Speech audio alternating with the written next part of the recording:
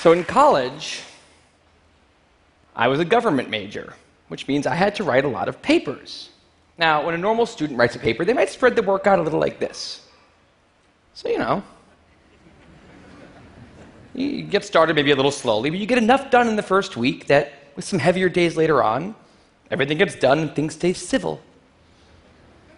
And I would want to do that like that. That would be the plan. I would have it all ready to go, but then actually the paper would come along, and then I would kind of do this.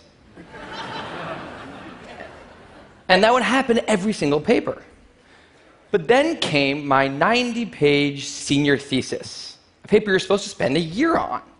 I knew for a paper like that, my normal workflow was not an option. It was way too big a project. So I planned things out, and I decided I kind of had to go something like this.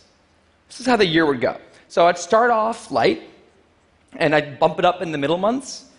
And then at the end, I would kick it up into high gear. It's just like a little staircase. How hard could it be to just walk up the stairs? No big deal, right? But then, funniest thing happened. Those first few months, they came and went, and I couldn't quite do stuff. So we had an awesome new revised plan. But then those middle months actually went by, and I didn't really write words. And so we were here. And then 2 months turned into 1 month, which turned into 2 weeks. And one day I woke up with 3 days until the deadline, still not having written a word. And so I did the only thing I could. I wrote 90 pages over 72 hours, pulling not 1 but 2 all-nighters. Humans are not supposed to pull 2 all-nighters.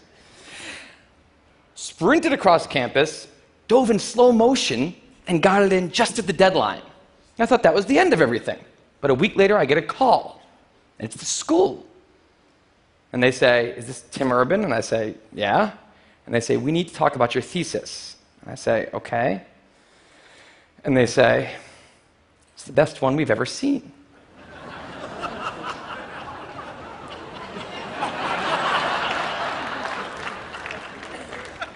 That did not happen.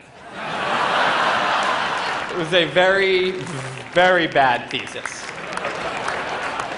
I just wanted to enjoy that one moment when all of you thought, "This guy is amazing." No, it was very, very bad. Anyway, today I'm a writer, blogger guy. I write the blog Wait, But Why? And a couple of years ago, I decided to write about procrastination.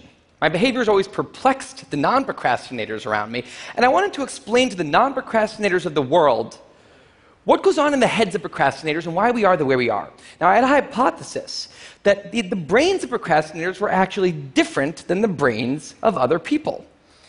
And to test this, I found an MRI lab that actually let me scan both my brain and the brain of a proven non-procrastinator, so I could compare them, and I actually brought them here to show you today, and I want you to take a look carefully to see if you can notice a difference. And I know that if you're not a trained brain expert, it's not that obvious, but just take a look, okay?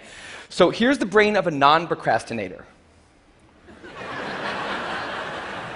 Now, here's my brain.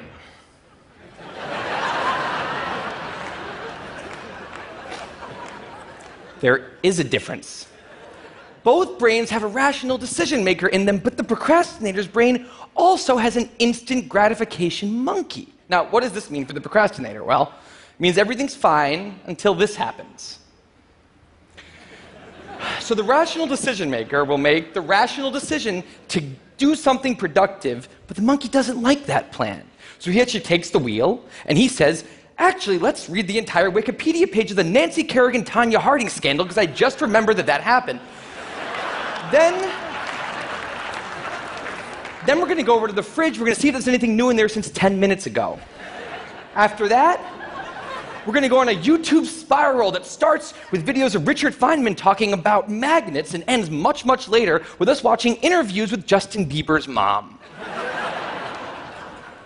All of that's going to take a while, so we're not going to really have room on the schedule for any work today. Sorry. Now, what is going on here? The instant gratification monkey does not seem like a guy you want behind the wheel. He lives entirely in the present moment. He has no memory of the past, no knowledge of the future, and he only cares about two things: easy and fun. Now, in the animal world, that works fine. If you're a dog and you spend your whole life doing nothing other than easy and fun things, you're a huge success.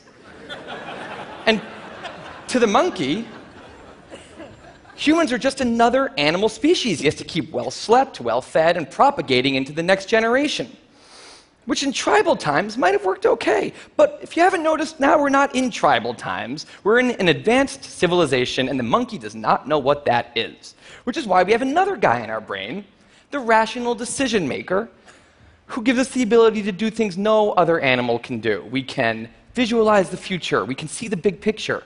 We can make long-term plans. And he wants to take all of that into account, and he wants to just have us do whatever makes sense to be doing right now. Now, sometimes it makes sense to be doing things that are easy and fun, like when you're having dinner or going to bed or enjoying well-earned leisure time.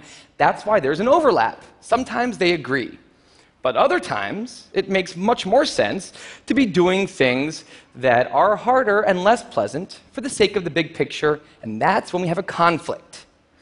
And for the procrastinator, that conflict tends to end a certain way every time, leaving him spending a lot of time in this orange zone, an easy and fun place that's entirely out of the makes sense circle. I call it the dark playground. Now, the dark playground is a place that all of you procrastinators out there know very well. It's where leisure activities happen at times when leisure activities are not supposed to be happening. The fun you have in the dark playground isn't actually fun because it's completely unearned, and the air is filled with guilt, dread, anxiety, self-hatred, all those good procrastinator feelings. And the question is, in this situation, with the monkey behind the wheel, how does the procrastinator ever get himself over here to this blue zone? A less pleasant place, but where really important things happen? Well, turns out that the procrastinator has a guardian angel, someone who's always looking down on him and watching over him in his darkest moments, someone called the panic monster.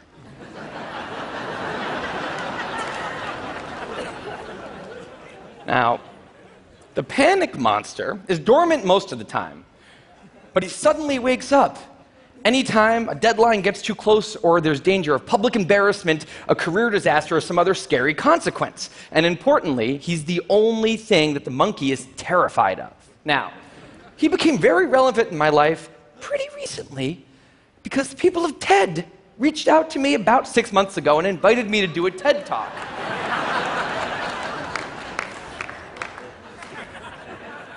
Now, of course, I said yes. It's always been a dream of mine to have done a TED Talk in the past.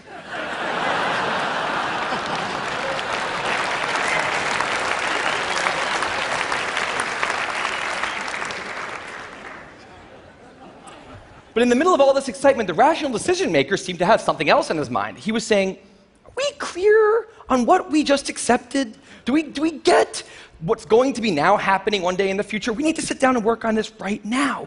And the monkey said, totally agree, but also let's just open Google Earth and let's zoom into the bottom of India, like 200 feet above the ground, and we're going to scroll up for 2.5 hours till we get to the top of the country so we can get a better feel for India.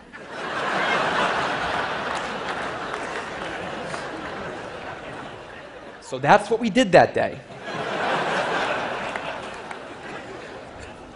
As 6 months turned into 4, and then 2, and then 1, the people of TED decided to release the speakers. And I opened up the website, and there was my face staring right back at me, and guess who woke up? So the panic monster starts losing his mind, and a few seconds later, the whole system's in mayhem.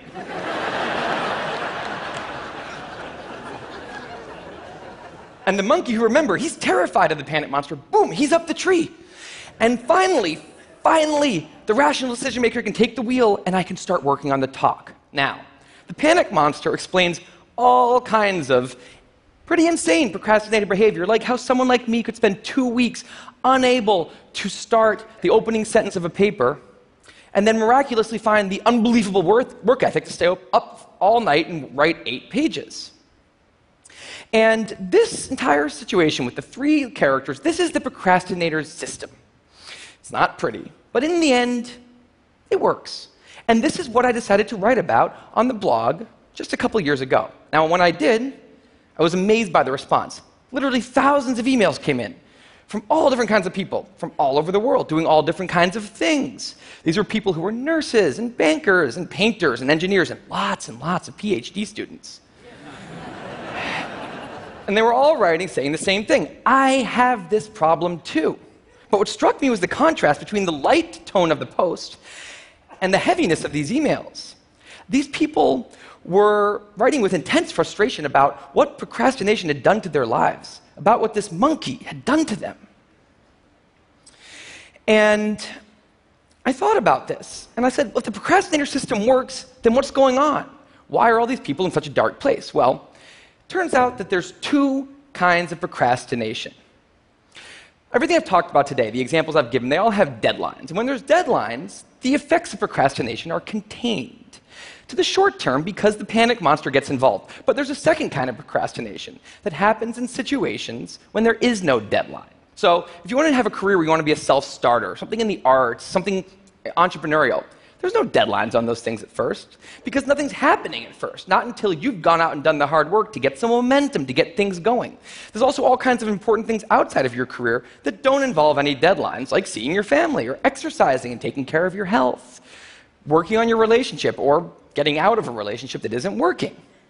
Now, if the procrastinator's only mechanism of doing these hard things is the panic monster, that's a problem because in all of these non-deadline situations, the panic monster doesn't show up. He has nothing to wake up for. So the effects of procrastination, they're not contained. They just extend outward forever. And it's this long-term kind of procrastination that's much less visible and much less talked about than the funnier, short-term, deadline-based kind. It's usually suffered quietly and privately. And it can be the source of a huge amount of long-term unhappiness and regrets. And I thought, that's why these people are emailing, and that's why they're in such a bad place. It's not that they're cramming for some project. It's that long-term procrastination has made them feel like a spectator at times in their own lives. The frustration was not that they couldn't achieve their dreams, it's that they weren't even able to start chasing them. So I read these emails, and I had a little bit of an epiphany that I don't think non-procrastinators exist. That's right. I think all of you are procrastinators. Now, you might not all be a mess, like some of us. And some of you may have a healthy relationship with deadlines. But remember, the monkey's sneakiest trick is when the deadlines aren't there. Now, I want to show you one last thing. I call this a life calendar. That's one box for every week of a 90-year life. That's not that many boxes, especially since we've already used a bunch of those. So I think we need to all take a long, hard look at that calendar. And we need to think about what we're really procrastinating on, because everyone is procrastinating on something in life. We need to stay aware of the instant gratification monkey. That's a job for all of us. And because there's not that many boxes on there, it's a job that should probably start today. Well, maybe not today, but sometime soon. Thank you.